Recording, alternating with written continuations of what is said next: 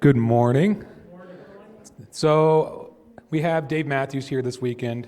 So just a quick intro to him. It's actually kind of cool. When Jen and I went to Harding, we went to the Downtown Church of Christ in Searcy, Arkansas, and Dave was the preacher there. And so we actually went through his premarital class before we got married.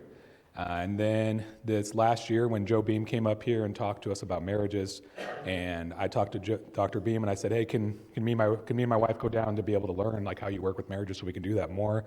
And the elders agreed, and when we went there, Dave was there. And so he's been doing Marriage Helper for a long time. He's been doing Spark of Life for a long time. Really cool guy, and so I really think you guys will get a lot out of this weekend.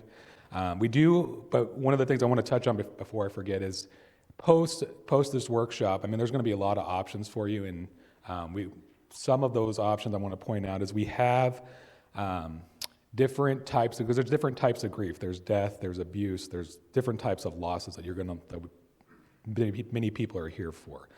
And so the different ministries our church has is we do have Journey to Heal, which Carrie runs right here. And so Journey to Heal is for sexual abuse survivors. We have Carol and Jeanette, I don't know where Jeanette, there's Jeanette. They run Grief Share, and then we have Divorce Care is also in there, and then Hannah back here, and then myself, we're the counselors for the church. So if there's anything you need afterwards, we're more than happy to try to help with that. But also, if you're getting upset during this conference and you walk out, that's fine. But just know one of us is going to come check on you. And if you want to be left alone, that's fine. But we're going to come check on you. So I'll now turn it over to Dave. Welcome, Dave. Thank you very much. Thank you. I'm applauding back. Thank you. We're so excited to be here, and I know that sounds weird when we talk about such delicate issues, but we're so glad you're here, and it speaks the world of you. Some of you are here in deep grief, we know that. Some of you are here to learn better how to help people in grief, and all of us are grievers. Yes or no? Yes. Yeah, we live in a fallen world, we know that. As we start tonight, or today, Zach is passing out a folder. It has the notes on one side, a little booklet there on the left side of that folder. On the inside is just brochure about Spark of Life and also a list of upcoming events that some of you might be interested in. We also do grief retreats. This is a workshop. This is like today from like 8:30 to 12:30. And then tomorrow, I am still preaching tomorrow. And am I doing the class? Okay. I'm going to be preaching on Why Do You Hurt Me, God? Because that's a question. I'm not saying God hurts us on purpose. I'm saying that's what the question we've heard doing this grief work since 1974 when I started working for churches. You know, as ministers, there's a lot of grief work and I know Scott understands that, and any of you other people that if you're in a body of Christ like this, you've dealt with grief because it's a tough world out there. Why Do You Hurt Me, God? Is a book I wrote, and Zach is passing out. He's not passing out because that would be bad. We'd have to revive him, but he's passing out booklets. All the notes are in there. This booklet right here, if I can grab that, I think you can. That's the notes that I'm going over today. You can take notes in there and all that, and I'm sure they can give you a pen if somebody needs a pen. The other thing is a 3x5 card, and what we'll do at least twice, it depends on how the time goes this morning, we're going to have a drawing for a free book. That book is going to be worth tens and tens of cents someday. The paper alone will be worth something. But I'm passionate about the book because all these years, people come to our workshops, they come to our retreats. We've done about exactly 136 3.5-day grief retreats all over the nation. And we've got 3 retreats coming up that I've listed in there. And one of them is coming up. We don't have the one in Washington State, would be the closest to here. In the Seattle area. Is Seattle, how far away is Seattle? 1,100 miles? 11 hours. Drive? Yeah, it's a long way. People have come to our retreats from literally all over the world since 2009 when we had our first retreat. They're 3.5 days. And in the workshops, we've done, this is about our 100th workshop. I don't know exactly, it's close to being 100 for churches and businesses.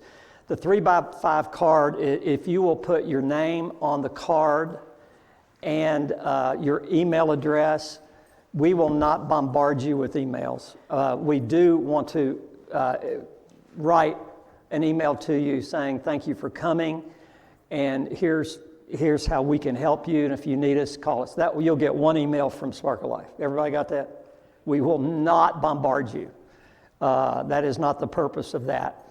So, and we'll draw the cards out for a free book twice. Everybody got it? So we'd love to have your name and email is all you got to put on it. Both cards? There should just be one card. Yeah, I think you just have one card. Did they pass out two to everybody? No, okay, good. I must be special. Huh? I must be special. Yours? Yeah, okay. All right. Let's see, what else in introduction? I think that's it. The Spark of Life was founded by my wife Debbie and me. Can y'all hear me? All right. Can you hear in the back? Okay. In 2007, we had our first grandson died. His name is that's still his name, Josiah David Matthews. We were in ministry before then. We were very excited about the birth of our first grandchild, our first grandson. And like we're going to say in this workshop, every loss that you have experienced is in the context of other losses. Every loss you've had. To take one major loss, and by the way, a major loss is defined by you, nobody else. Okay? And to take that loss out of the context of your life and put it over here and work on it can really be frustrating because everything else that's happened in your life, especially some things and events from childhood on, affect how you deal with this loss. In fact, every relationship you have is affected by, is formed, shaped, influenced by other relationships in the past. Because it's called systems theory and counseling, and it is the marriage and family therapy track there. It's very important to understand that about grief, because grief, two people can have exactly the same losses but respond differently. And we're going to be talking about that. But when we went, when Josiah died, my wife and I were preaching for a church in Searcy, Arkansas, the Downtown Church of Christ, and we were there 13 years. And there were Sundays where I wanted to get up, and when we'd sing before services, during service, right? And Debbie and I always sat over here, and I'd get up to go to the pulpit to preach. There were Sundays when I wanted to just walk out. I want to just keep on walking. It's not because, see what happens in loss in churches, when you're part of a church, the church is really good for a couple of weeks. And then what happens, what we've been told by people, by 100, we've had 2,000 people come to our retreats, about 90% have a Christian background. At least half of those people have stopped going to a church service to their churches, and the other half go. This is really rough statistics. It's not valid research, it's from observation. About half the people are angry with God, and they're upset with their churches. When I say upset, I don't want to throw the church under the bus. That's not what we're trying to do.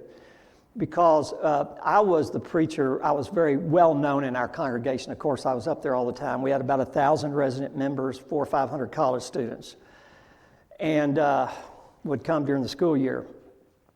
And it would vary every year, because college students are what? What's the word for college students? Fickle. There you go. Okay, fickle.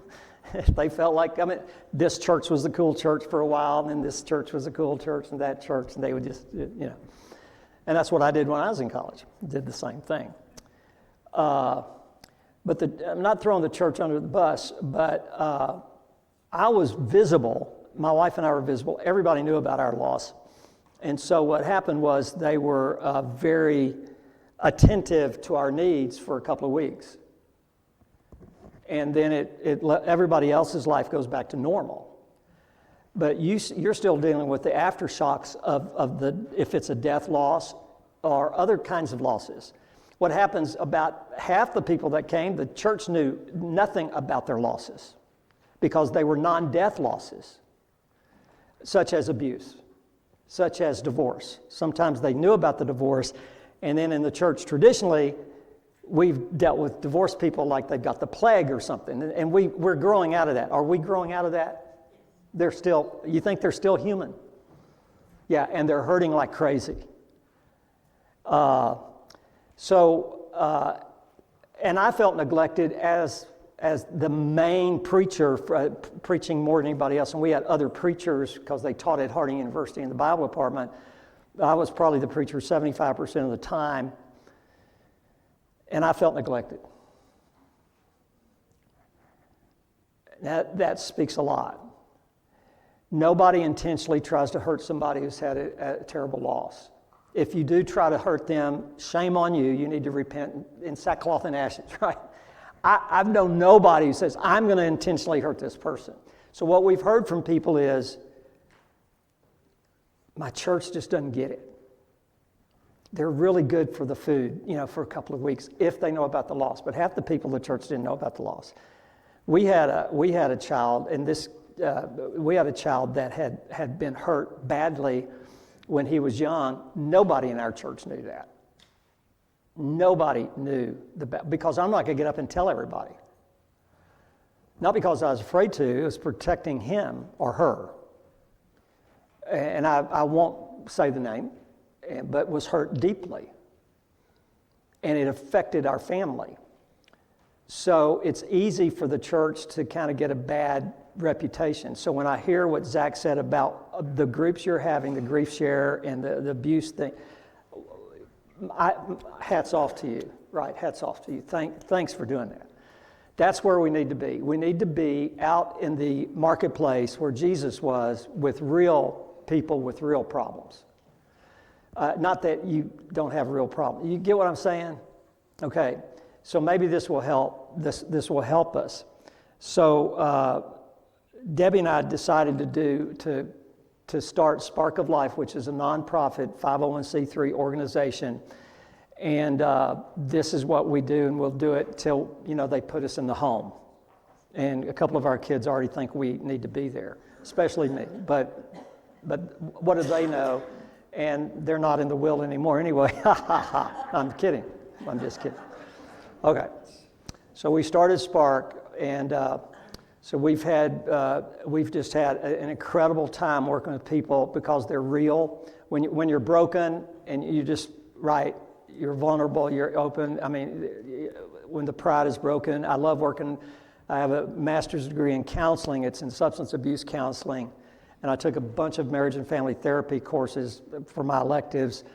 And I loved working with addicts. I did not like working with them when they were using, but when they were sober and broken, you can't find better people in the world because there's no pride left. False pride, arrogance, right? So if you're on that track and maybe you're still using, still love you, but get some help and all that stuff. But anyway, we started Spark, and it's been a joy. So what we're going to do in this first session, it's difficult to live a day without hope. Yes or no? How many have ever felt hopeless and helpless? Just raise your hand if you've ever been there for any reason. Okay, if I had 4 hands, I'd raise them. Okay. I've done a lot of videos online, on YouTube and all that stuff, and I say this all the time. Feelings of hopelessness and helplessness do not mean you're hopeless and helpless. What does it mean? You can talk in here, by the way. Man, woman, beast, you can talk. Okay. Struggling. Huh? You're struggling. You're struggling. Does it mean you're actually hopeless and helpless? No. It means you feel it. And your feelings are real. By the way, if a bomb goes off in here, if a bomb goes off in Montana and it shakes this building, you're going to have an immediate emotional response to it, yes or no? Yes. You will not say,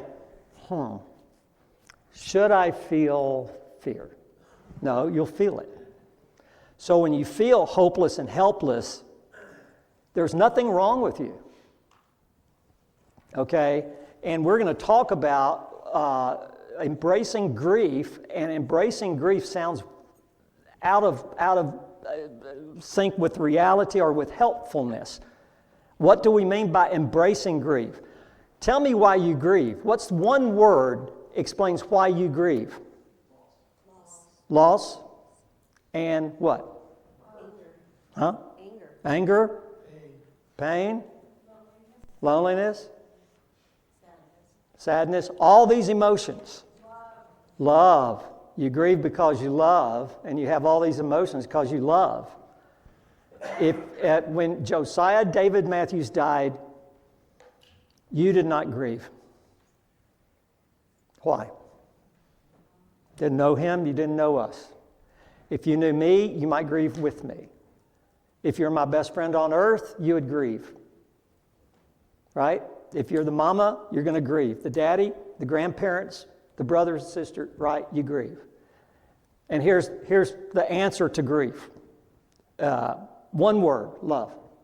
Love is the reason we grieve. Love is how we climb out of the pit of grief to fresh air and live forward with my pain and with my loss. Because you can't take away your loss. And if you live without recognizing that, you're going to be stuck in the grief pit. And we don't want to be stuck in the grief pit, because you've got to go to the pit when you experience loss. And by the way, God bless this day.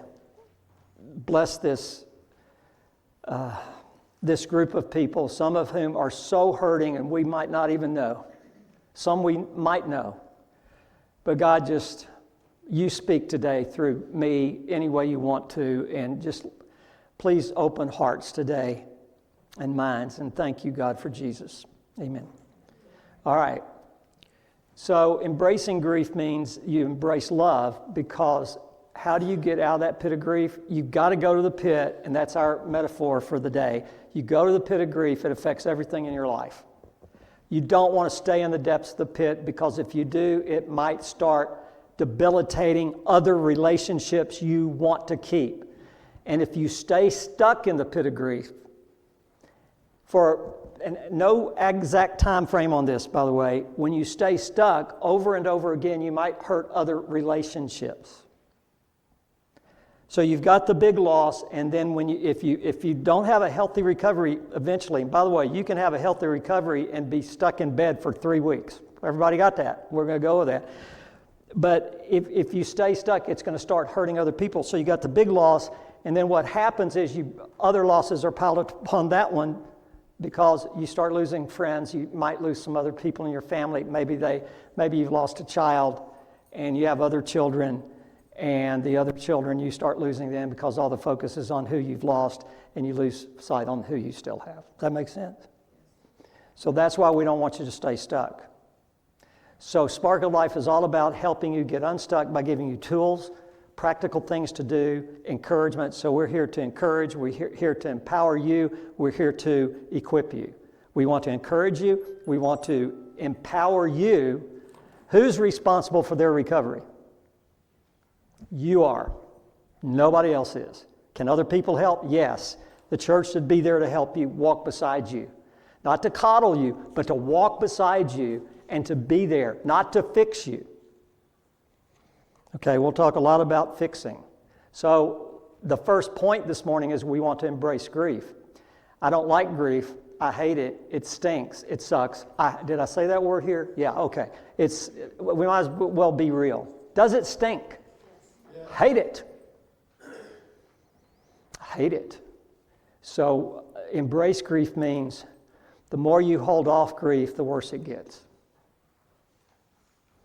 The more you hold it off, the worse it gets. And we'll talk about that. So embrace grief. So we start by just some essentials. Number one, we got to define grief and loss. Grief is natural and normal. It's the price you pay for love. Sorry about that. Have you ever known anybody who fell in love with somebody, gave their life to him or her, and then that marriage ended like divorce, or maybe you never got married and you wanted to get married, and it just threw you for a loop, and then you decide not to love again?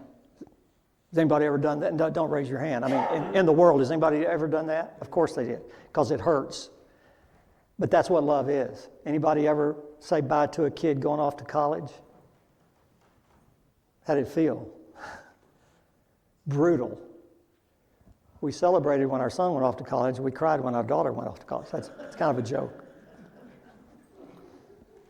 No, I cried on all of them when we said goodbye. It's normal, the price you pay for love. The people that we deal with, for the most part, think something's wrong with them. They think something's wrong with them because people say to them, it's been a year, get over it. Or maybe they don't want to go back to church, and you try your best to get them back to church because your motives are pure, you want to help them. But all this effort to try to get them back to church, they could be thinking, there's something wrong with me because I'm angry with God. How many of you have ever been angry with God? Raise your hand if you have been. Again, if I had 7 hands, I'd raise them. Some people never get angry with God. But I'm here to tell you, anger with God is not only biblical, it makes sense because it's a real relationship, and we'll cover that tomorrow morning in the class. We're going to talk about lament. And 40% of the Psalms, of 150 Psalms, are called lament Psalms, and there's some debate about that. It's no big deal.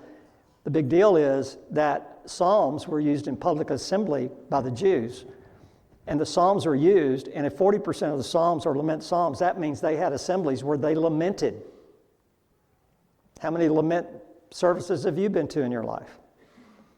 I would say 95% of, when I ask that question all over the nation, 95% of people have never been to a lament service, and we're missing something very powerful.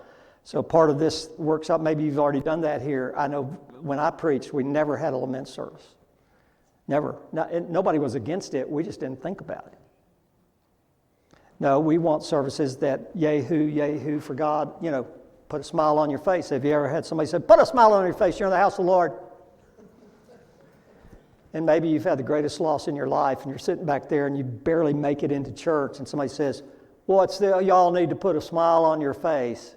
So quit saying that. Maybe somebody needs to not have a smile because they just can't smile. Is that okay? So here's what you can do as a church. You could say, hey, we're happy you're here today. We're here with lots of different emotions in this room. For those of you who really feel like it, we'd like for you to sing and praise God today. We got a lot to be thankful for. And if you just want to sit there and not say, that's up to you. Maybe you can listen and we can encourage. That's all you have to say. Now, everybody's included, right? Is Mother's Day tough for some churches, for some people? Yeah, Father's Day is too.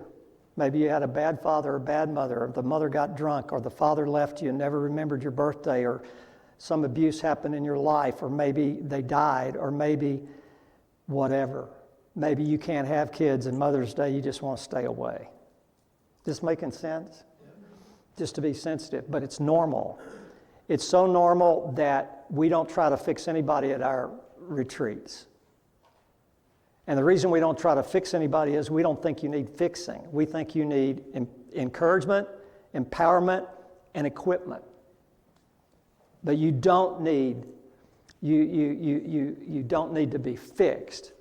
Have you ever tried to fix anybody in any realm? All you husbands, if you're a present husband, raise your hand. Every one of you have tried to fix your spouse. Yes or no? Yes. Some people are saying no, and it's all right, and their wife is doing this. No, I'm just kidding. I tried to fix my wife for years until I found out, well, that's very disrespectful to my wife to try to fix her, like something's wrong with her. And then some women try to fix their husbands. Anybody ever tried to fix your husband? Thank you for being honest, Kelly, and whoever you are. Thank you. So, what's your name? Pam. Pam. Yeah. So stop trying to fix grievers. In Arkansas and in Texas and Michigan and Louisiana, we've been to 5 different churches preaching over the last 45 years. In Arkansas, no, it was in Michigan that was the word. I would stand at the casket in a death loss, in the funeral home. The families here, and people would line up to come, no, it was Arkansas, would line up and come to say something. And guess what 98% of the people did when they came by the person who had the loss? What did they do? Huh? Give them a hug and say, what can I do to help her? Okay. What's bad things they do? Well, I'm sorry could be okay. It depends on the person. Some don't like that. At least they're in a what? Better place. At least they're not suffering. At least you had them for so long. Oh, you must be relieved if they had dementia, or they were an addict and they had a terrible life with addiction, in and out. Oh, at least I know you must feel relieved. I've heard it all, and none of that helps. What helps is hug. What helps is, I'm so sorry, but some people don't even like that, but that's okay. They're right. The less said, the better. The less said, the better. All of that stuff that we do to try to fix somebody makes them think something's wrong with me. Okay? We have to normalize grief. Earl Groman, H. Norman Wright, is 180 years old at least. I met him at a conference years ago. I think he's still alive. He just passed away last year. Oh, he did. Thank you for that. Thank you for that. I got to talk to him at a conference like 10 years ago at the American Association of Christian Counselors Conference. Like 7,000 people are there. They have them in Nashville every other year. And he had a booth right across from our booth. We had just started Spark of Life, so this was in 2009. And he took a bunch of our brochures for Spark of Life, and I heard him talk at that conference, and his big deal is normalize it. You're not crazy. You can feel like your faith is broken, but grief is about a broken heart, not a broken mind, even though it feels broken, and not a broken faith, even though it might feel broken. Great faith people have great grief and express it and express their feelings to God. And we'll go over that in depth tomorrow morning. You can see Grolman's, he's a Jewish rabbi that went to Oklahoma City after the bombing when it was 89 or something like that. And he is a Jewish rabbi, or was, The Price You Pay for Love. Doug Manning said grieving is as natural as crying when you're hurt or sleeping when you're tired. Normalize it. Normalize all your feelings. Well, I'm so mad at God I don't even think He exists. All right, that's you're feeling broken in your faith.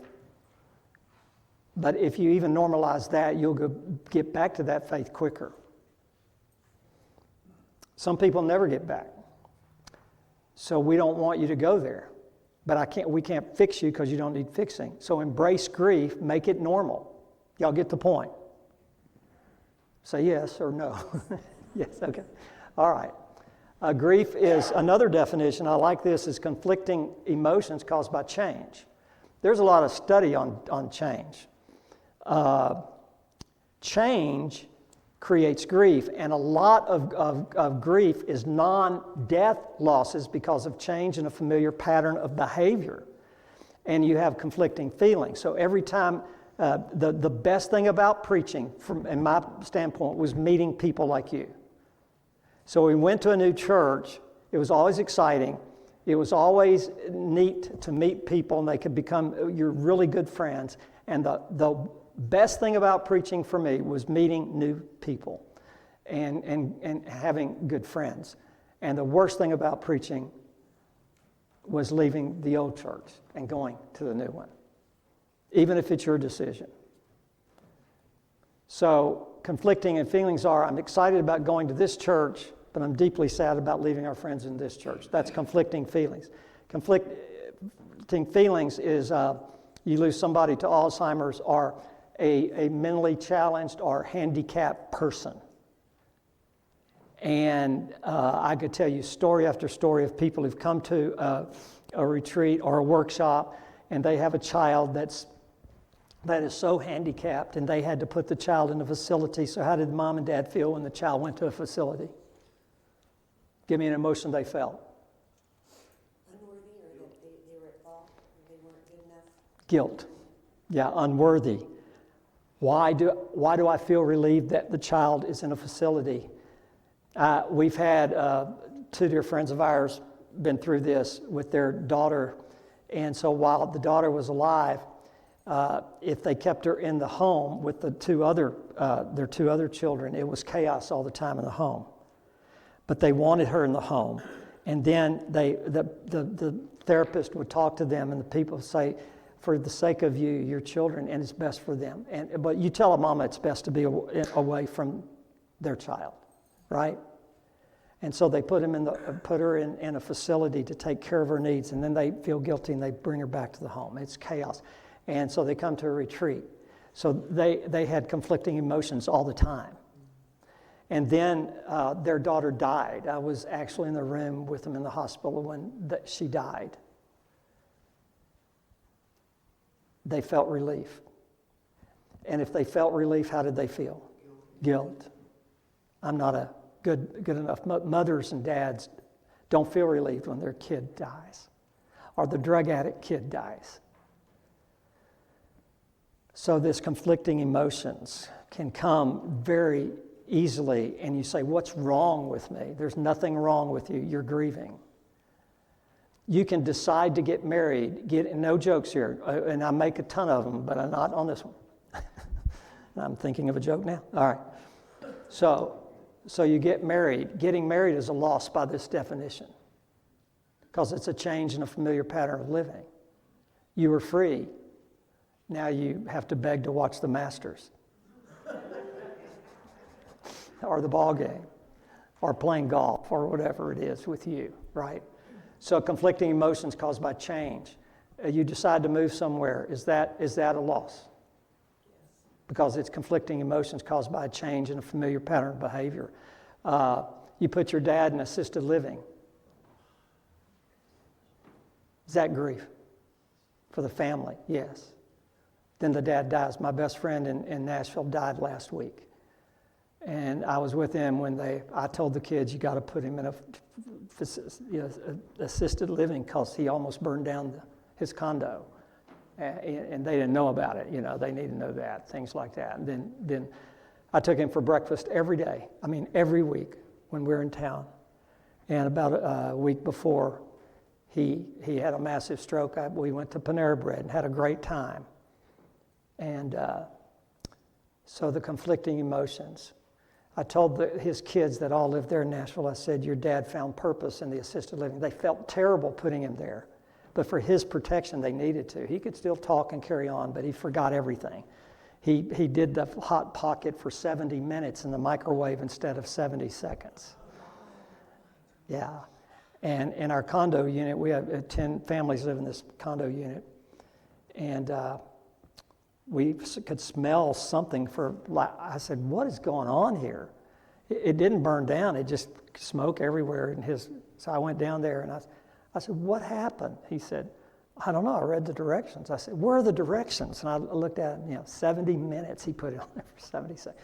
So that's when I called the kids. And they felt so bad putting him. Do you think this is the right thing to do? I said, that's your call, but yeah. And they did.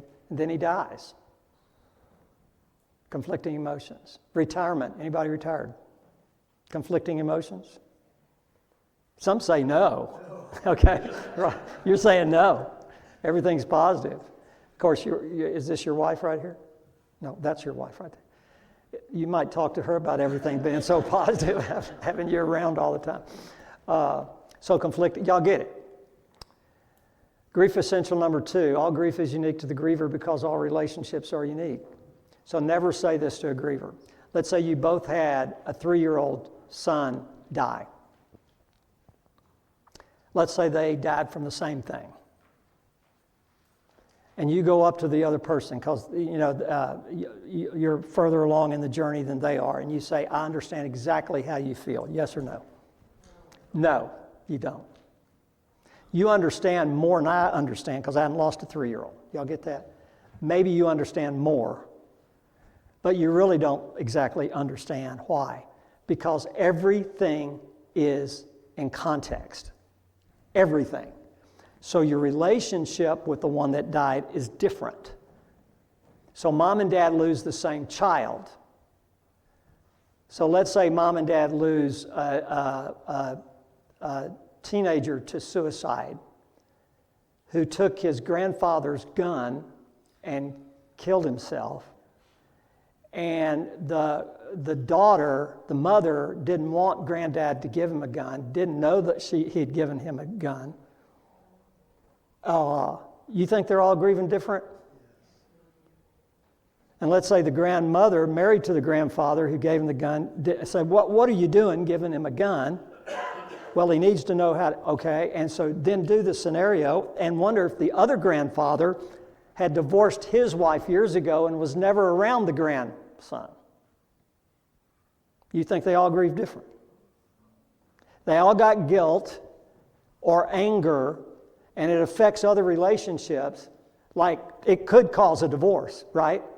I mean, you just go on and on and on. So all grief is unique to the griever. We're doing a retreat in Alaska, and they know I tell this story because I've told it 100 times. So there was a couple there who had on Thursday night at our retreats, everybody tells their story briefly, and the retreats last till Sunday. And so we're in Alaska on the Kenai River with scenery. Is this still on? Okay. Can you still hear me? Okay. I think there's the mic. I can't find my mic. Well, there it is. Okay, so we're at the Kenai River, and on Thursday night, they tell their story, and this couple was in Arkansas. They had been on the news about a year earlier because a tornado came through, wiped out their homestead, which had been in the family for 100 years. And they had a house there, they had a barn, they had cattle, they had trees. It was all wiped out. Everything wiped out. And they were on the news saying nobody was hurt, everybody survived. We're thankful for that. But is that a loss to them? Yes. Absolutely. Their son was engaged to be married. The girl he was going to marry, her parents were going to build a home on their homestead. They gave them just gave it to them. They had acres and acres. So one set of parents would be here, the other set of parents would be here, and the son and daughter-in-law, would be here. And they would have a bunch of kids, and the kids would go, they had perfect scenario. They had it all planned, and now it's all wiped out. I mean, it's just a mess. But they're thankful they're alive, but they're still grieving. 2 weeks later, their son and his fiancée were killed in a motorcycle accident, 2 weeks later. So when he told the story, you think you're talking to Job, right? And Mrs. Job. And I had said in that Thursday night meeting, we had 4 different couples who had each, I think, lost a child, 2 to suicide. And so I said that night on this point, I said, I just want y'all to know that everybody's grief is unique, and you too could lose the same child and grieve differently.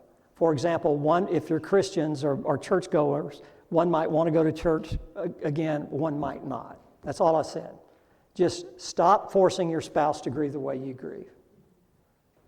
Be respectful. Let each other grieve the way they need to grieve. Okay, so on Friday morning, Dave comes to the breakfast we have, And they're staying at a cabin, and they walk over from the cabin, and his wife's still getting dressed. So he walks over, he says, Dave, I need to talk to you. So we're drinking coffee, we go outside, and we start talking, and I say, what's going on? He said, well, I just want to tell you, we could leave right now, and this retreat's worth every penny. I said, well, tell me what we did, said, and then we'll just shorten the retreat to 1 day, 1 night, 2 hours. We could bring people in here every day for a week, and, Of course, I knew that wasn't going to happen. He said, well, last night when you said give each other permission to grieve the way they need to grieve, and one might want to go to church, one might not, I thought you had a spy, a detective following us around. Because for a year, we've been battling this. The first Sunday morning after we buried Ben, the first Sunday morning, I'm getting ready for church. They were 3-time-a-weeker Christians. 3 times a week. Actually, they were 4 times a week. She'd go to ladies' Bible class every week. He would go to men's prayer every week at 6 in the morning. They would go to Sunday morning, Sunday night, Wednesday night. I used to say that those people are really going to heaven, right? If you just come on Sunday morning, maybe not.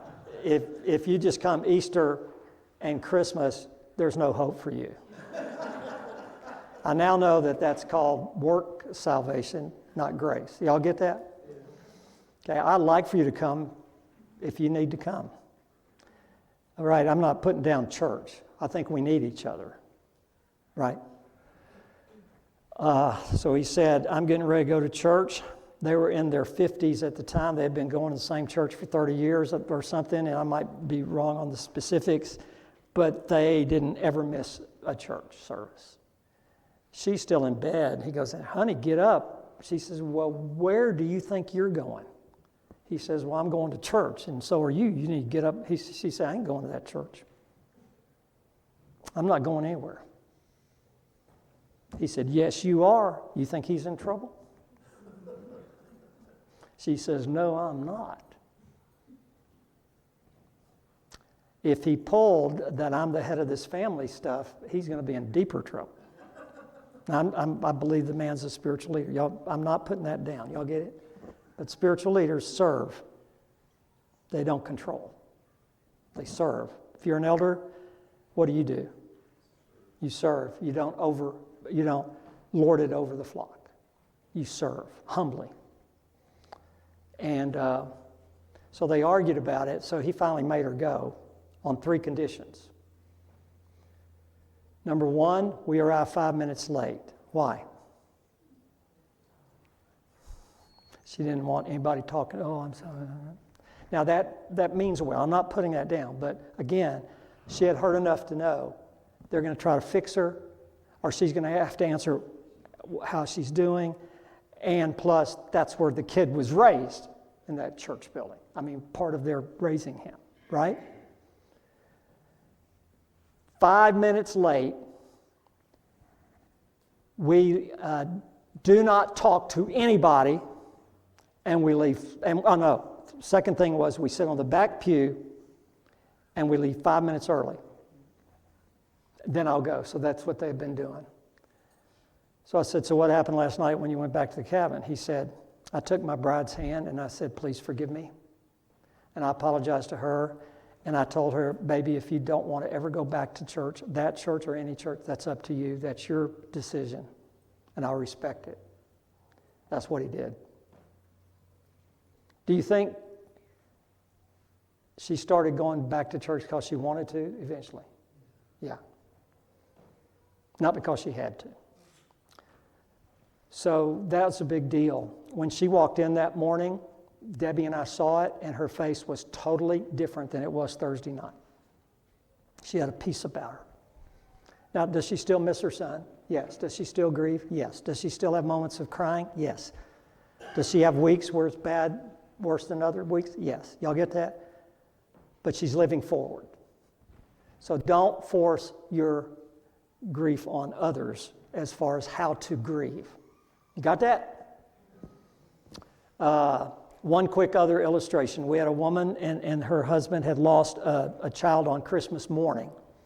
He was in his 20s. He had an aneurysm.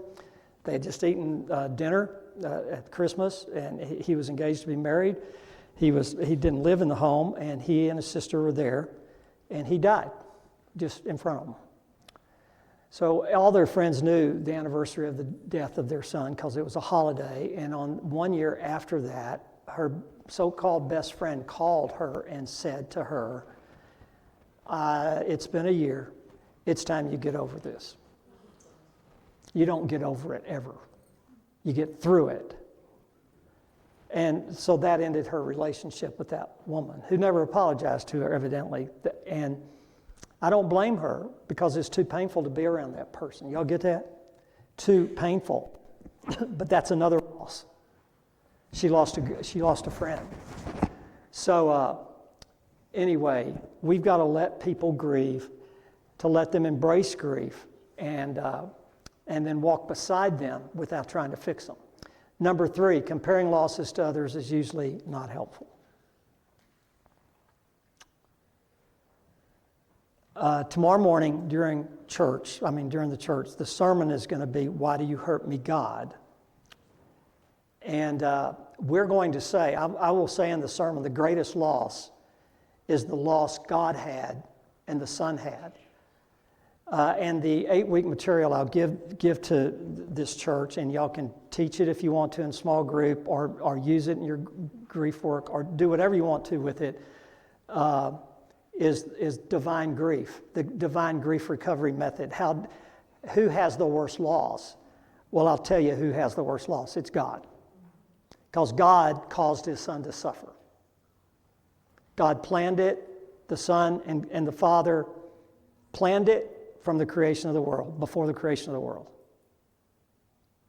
God caused it, wanted Him to suffer, and that's why there's no sunshine from 12 to 3. It was the greatest loss ever in the history of the world. And I believe God planned it on purpose. Not just to save us. It was to save us. But Jesus became the sinner, though He did no sin, 2 Corinthians 5:21. So, and I'll say this again tomorrow, and if you're in deep grief now, deep grievers have a scrambled brain for a while, and it's hard for them to concentrate. Like you drive going to California, you end up in New York State. Okay, that type of brain freeze. So you've got that. So anyway, where was I on this? You just finished number 3. I'm on number 3. Comparing losses. Oh yeah, God has the greatest loss. Thank you. Can you just follow me around where I do these workshops? That'd be very helpful. That's how I used to preach, by the way. I'd have the PowerPoint, never use notes. I was well prepared, just never use notes. When PowerPoint came, that helped me stay on track. And one day I was preaching on the ark, and I kept saying Moses and the ark, Moses and the ark. After about 15 minutes, this was at downtown in Searcy, and a guy from the back said, "For crying out loud, David, it's Noah!" Noah. I said, I knew that. I said Moses on purpose as I lied to the congregation in order to see if anybody's paying attention. Nobody bought it. Nobody bought it. But that's me. So if I start saying stuff that we know is wrong, just say, David, get back to reality. So God has the greatest loss. And how God handled grief, how Jesus handled grief, is powerful. And it's exactly what we teach in our retreats. And our retreats are not religious. They're deeply spiritual. We want everybody to be able to come to our retreats and not feel like they're picked on. So we've had atheists and Jewish people and Muslim people, a few Muslims, maybe just one, a few Jewish people, and many atheists and agnostics. And we believe we preach to them by loving them as Jesus, just accepting them as they are. And we don't quote Scripture. People talk about it. We talk about it. So it's deeply spiritual. Y'all see that? It's really hard to explain in a minute. But this point is really important. The reason we don't compare losses to others is because others have greater losses, if my thought may minimize my natural feelings of sadness, anger, etc.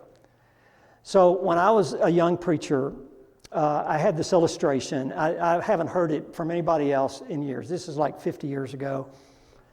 The illustration was this. This guy got on a bus. It was a poem. And back then you had to have a poem to make it scriptural. 3 points, a poem, a song, all that stuff. So I say that facetiously. So this guy is feeling down. Things are going bad in his life. He gets on a bus, and they have a bus stop. And this girl with her mom gets on the bus, and she's blind. The little girl is blind. And gets on the bus, and the man says, "Oh, Lord, forgive me when I whine. I have 2 eyes, and the world is mine." And then they pass along, and the guy cannot walk. And the mother has to carry the little boy onto the bus. And the father says, "Lord, forgive me when I whine. I have 2 legs, and the world is mine." Y'all get the point of the point. There's a lot of truth to that. And the truth is that being grateful for what I have is one of the key elements of a healthy recovery. In our material that we're going to give you, and in our grief work, there are 5 main points. One is permission to grieve, permission to recover. Permission is one of the key words. Completeness is another key word, completing the things that are incomplete in my past. And my mother got drunk every night when I was growing up. That's incomplete. When we lose Josiah, our grandson, that loss is in the context of my mother for a time in our life being drunk a lot. That's called an incomplete. I've got to complete the incompletes. We'll go over this again later today in order to deal with the present loss right here. Make sense? Okay, that's a big thing. So others have greater losses may minimize my natural feelings. And so if I think, and gratitude is the 4th key word. Gratitude for what I have. Purpose and meaning is the 5th key word. Forgiveness is the 3rd key word. Those are 5 key words in grief recovery. Those last 2 we wait until the end of the retreat to go over, because we're not saying it's you need to grieve, you need to feel bad. I hate that. But if you want to get out of the grief, you got to slowly start thinking of what you have, and all your focus is not on who you lost. That's called gratitude. So that poem has some good points to it. But here's the problem with that poem. That poem says at the heart of it that if somebody else has a greater loss than you, then you don't have a right to feel bad.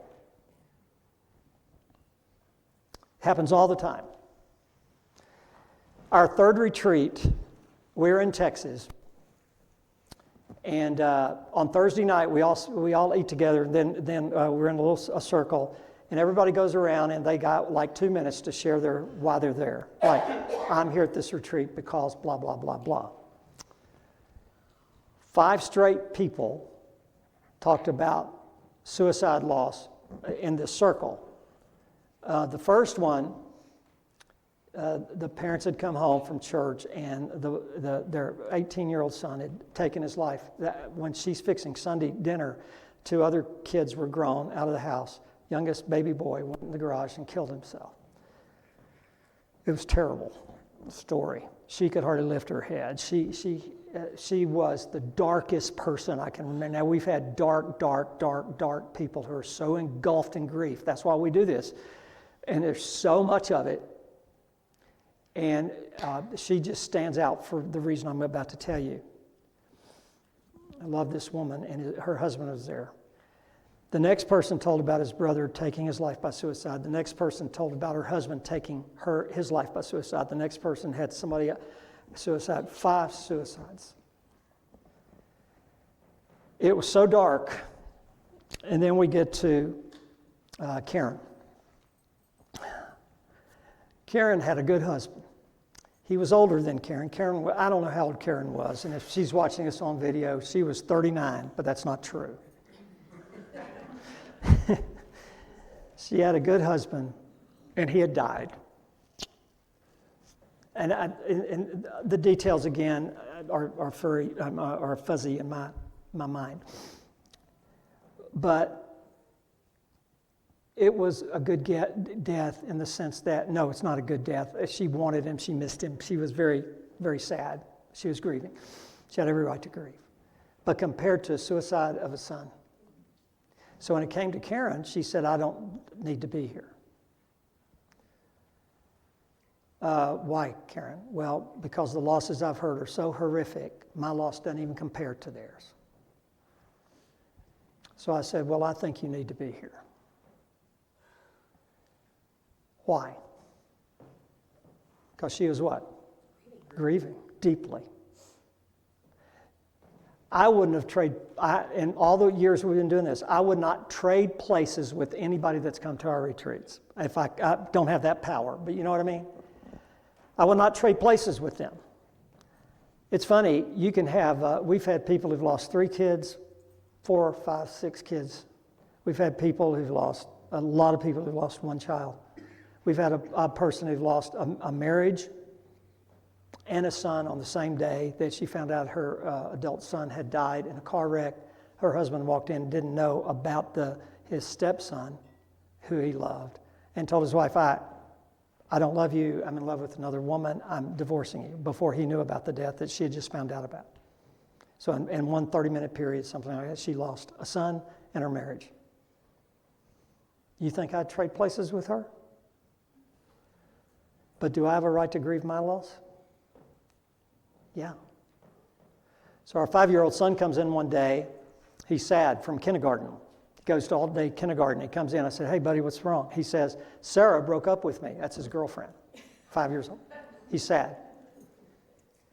I did not know they were dating.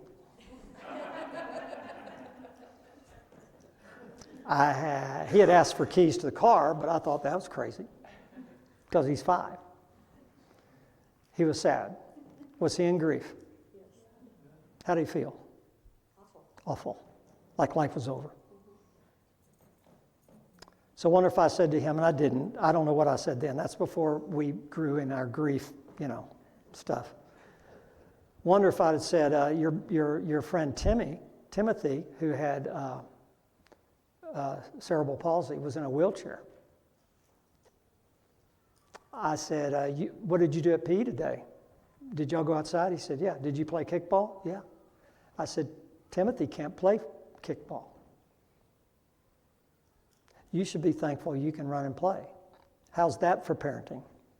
Give me a grade on that one. Say F. F. What you've been taught, what I've been taught, our life, by well-meaning parents, coaches, teachers, friends, church people. If somebody has a worse loss than you, you don't have a right to feel bad. False. So comparing losses is usually not helpful. Dennis and Terry, they know I tell their story. Their daughter, Micah, was murdered, killed by her husband. It made all the papers in Little Rock, Arkansas, Memphis, Tennessee, and of course, Searcy, Arkansas. They live in Searcy, taught at Harding Academy. She taught at the universities. Everybody knew it.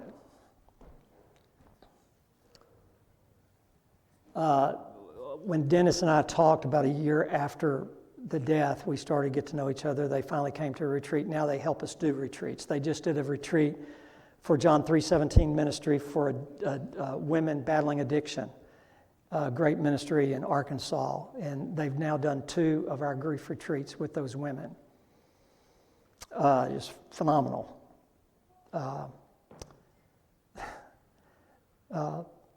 Dennis told me he wouldn't trade places with me when he heard my losses. I said, you're nuts. He said, no, I wouldn't trade places with you. I wouldn't trade places with Dennis. See, comparing losses just doesn't help. So that leads to the second point here. If I have the worst loss, if I think I have the worst loss, it may maximize my feelings of helplessness. Why? It devalues you, like you don't feel like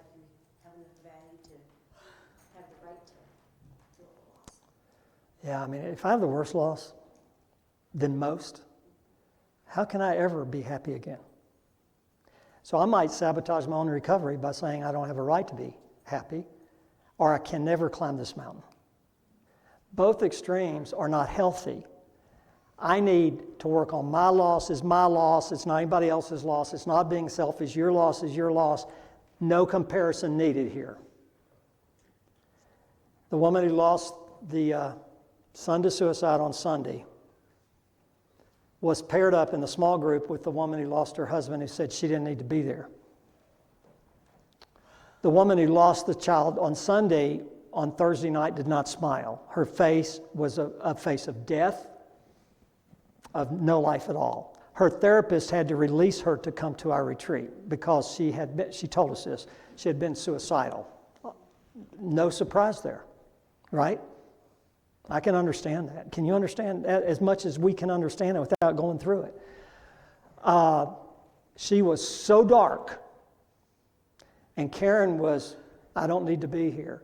Well, they were paired together. We pair up male and females in groups of 2 or 3, and 4 or 5 times you go to a quiet place, the 2 or 3, and they do assignments together. They get to know each other really well. Well, Karen was paired up with Tony. On Sunday, as the retreat was nearing an end, we have affirmation. We all sat in a circle to affirm each other, and the people in the same group had to affirm the people in their same small group. So, for example, Karen would affirm Tony, and Tony would affirm Karen. They were sitting across from me in this circle, and Tony's wife was sitting right next to her on this side. Karen was there alone. She was sitting next to Tony, her new best friend. And Tony was smiling. She had a smile on her face. And it was Tony's turn to affirm Karen. She took Karen's hand, turned and looked at her, and she said, "Karen, you've become one of my best friends in 3 days. And I'm so sorry for the loss of your husband, and I know you're grieving deeply, and I just want you to know I'm here for you." And oh, we've laughed, and I know we've cried together, and we've laughed together, and Tony has this glow about her. So the husband sitting right next to us, and you remind me of that husband. You look a lot like him. And it's like we're this far away in a circle. And Kevin, the husband, looks at me while Tony is affirming Karen, and he mouths to me, and he points to his wife. He says, "Who is this woman?" He said he had not seen her smile since their son had died until that weekend. Her face was different. Why? Because she started encouraging somebody else in their grief. Do y'all see that? And she stopped comparing losses. Karen's loss was as deep to Karen as they're different losses. Y'all see that? The couple that lost 6 kids lost them all in pregnancy, either stillbirth or miscarriage. You say, well, that's not the same as losing a kid who's 10 years old or 20 years old or 30. No, it's not the same. Is it as devastating? She couldn't have children physically. By the way, they became the first adopted. They left that retreat. He did not want to adopt kids.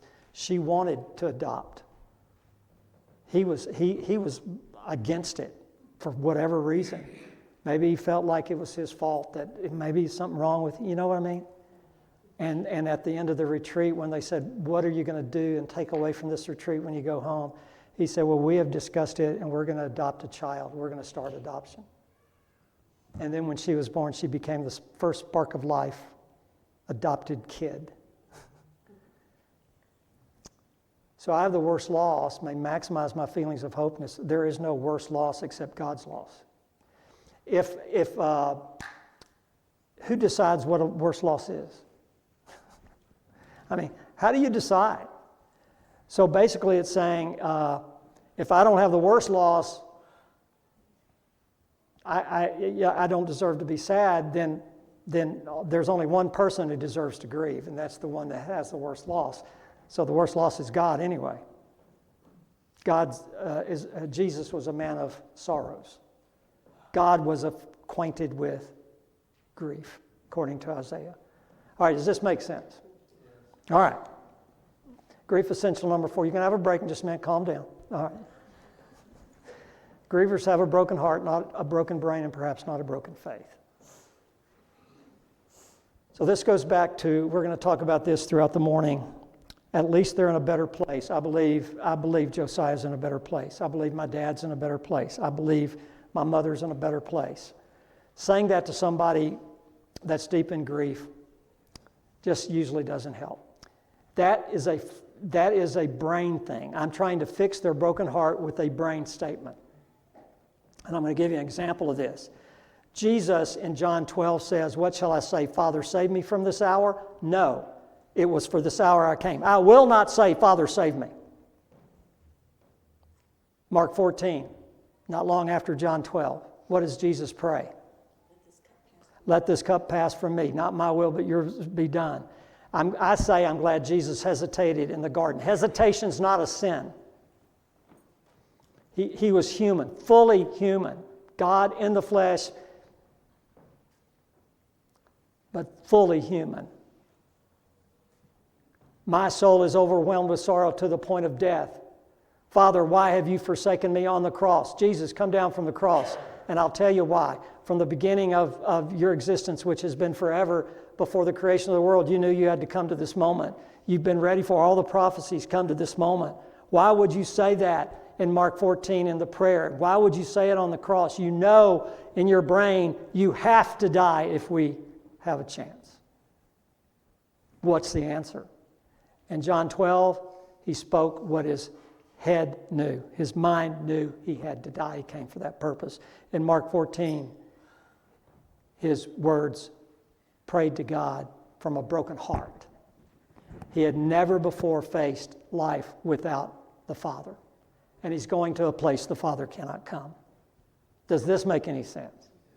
So grievers have a broken heart, not a broken brain. Stop trying to fix them with the brain, even though what I just said you have to process in your brain. I know it's almost contradictory, but I hope that makes sense to you. Your faith might feel broken. It might not be broken at all. And when we look at lament tomorrow, you'll see great people of faith had great questions to God and were very put out with God. It is normal. If you've never been angry with God, don't be angry because I said it's normal. I don't want to create anger if it's not there. But a lot of people think if they say they've been angry, it's almost like if they think if I had a greater faith, I wouldn't feel this way. That's just not true. Y'all get that? It's not true that a greater faith never complains. We've been taught it is. But Jesus says, why have you forsaken me? And that's a pretty good role model. Okay? All right. Grief's essential number 5. We need to define recovery correctly. And all we'll say here is, recovery from loss is a choice that I make on a daily basis, small and correct choices. And a healthy recovery does not mean you never feel bad again, you never cry again, you never have a bad week or a bad month again. It means I'm living forward with the pain of my loss. I cannot get rid of the whole pain. The pain becomes less intense, but it still can be there. But a healthy recovery is when I'm living life and I'm not debilitating other aspects of my life that I want to keep, like healthy relationships. So a healthy recovery needs to be defined. We've had people who say, I don't believe in the word recovery. There's people in the grief world that don't like the word recovery. Well, I wouldn't like it either if you define recovery as being you'll never be in pain again. That's not what we mean. You will be in pain again. I still miss my dad. Anybody miss their dad? Their mom? Even though it was a good death? Maybe. Maybe not. Is that the thing to the microphone? Okay, I'll pick that up when I can bend over. Okay, in just a minute. So we need to define recovery correctly. A healthy recovery, it can be achieved by making small and correct choices. We believe that a lot of people are in a healthy recovery that don't even know it. And when they don't know it, they hinder their recovery process. You coming here this morning proves that you're further along on the healthy recovery than you think, or you wouldn't be here. So I want that to sink in, to hear and hear. You're not where you want to be. You want to be further along. Okay, that's good. But see, you can be in a healthy recovery and feel terrible. Somebody made a decision it was you to be here today. Y'all get that? So give yourself some credit. It's a decision, not an emotion. Feelings of hopelessness and helplessness do not mean you're hopeless and helpless. It means that's the way you feel. And that's okay. So make a decision to wash your face. Anybody put on deodorant, take a bath, the shower, fix up your hair this morning? A couple of you I need to talk to, but most of you did that. All right. You made a healthy decision. It's found in small steps. Number 6, each loss is in the context. We've already discovered this. I will refer back to this. It's a very important point that incompletes of the past lead to incompletes of the present and can affect my recovery of the present loss that you're working on, other losses of the past. And abuse is one of them, of the past that many of us keep silent about. We'll talk about that a little bit more in Lament tomorrow, about when we're silent and we don't voice our feelings. What happens is that loss becomes inward and it starts causing all sorts of other problems. Number 7, recovery from any loss is possible. Rusty and Nancy Meadows are leading our Colorado retreat in 2 weeks. By the way, we have a couple of spots open for that. If you know of anybody, we can give them a discount to go if you know somebody because you came to this workshop. They are leading that workshop. Their son died of addiction. He was in and out of treatment centers. Rusty helped, was at the beginning of Capstone Treatment Center, was on staff there. Justin was in and out of prison, in and out for like 20 years. You think that was grief from the parents? Didn't know if he's alive or dead. And then, so they came to a retreat for that. And then they were doing a retreat with us in Texas. On the morning they found out that Justin had died of wasn't an overdose. It was a mixture of drugs he was on, and somebody gave him something, and he died. And we were with them when we found that out. They took a year off from doing grief recovery retreats with us, and then they got back in the game. Don't tell me it's impossible to recover in a healthy way. Dennis and Terry lost a daughter, their only daughter, to murder. They too help us do retreats. They just did the John 3:17 ministry retreat with those women. Scott and Carrie Zarno lost 3 children to death. 2 were twins in a motorcycle accident, and 1 had taken his life by suicide a year before. They're living forward. They're helping people. Don't tell me recovery from loss is impossible if you define recovery correctly. Okay, any questions as we're going to take a break? Yes, Kelly. You mentioned there were 5 points to recovery, and I only have completeness, Okay, forgiveness, and gratitude. 5 key words: permission, completeness. We'll define those more in another section, session 3. Forgiveness of self and others, and of God. Some have to forgive God. Sounds strange, doesn't it? Gratitude and meaning or purpose. What am I going to do with all my stuff of the past? Am I going to let it define me, defeat me, or I'm going to let it propel me to greater heights? But if somebody's in deep grief, I don't start off by saying, you need to be thankful. We don't start that way. We start saying, you have every right to be in the pit of grief. Embrace grief, and we're going to get to fight grief in the next session. And 3rd session, we're going to defeat the debilitating effects of grief. And the 4th session, we're going to ignite a new relationship with grief. People think they can't grieve, they can't recover because they define it as I'll never feel bad again. That's not correct. We cannot take away your loss, nor can we take away your pain. We want to help you live forward with your loss, with your pain, and have life better in a way. Not thankful they died. I'm thankful my dad died. There are exceptions to that. I am thankful he died. He had Alzheimer's, and I wanted him to go home. You've probably been there too, but I still miss him. Does that help? Okay, any other questions? Okay, make sure you sign the card, and we need to take up the cards. Okay, and then y'all take let's get back here at 10 o'clock. Okay, so is the food still out? Go eat more. You can run around the block 20 times to take it off, maybe this afternoon, but go eat.